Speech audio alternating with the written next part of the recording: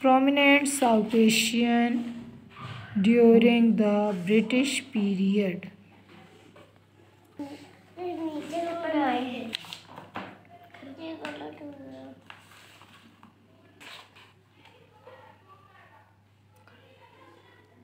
Mohammad Iqbal, Allama Iqbal,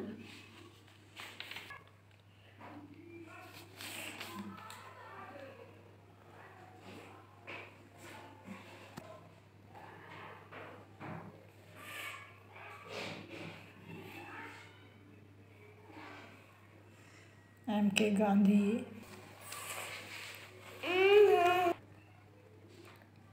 Jawaharlal Nehru,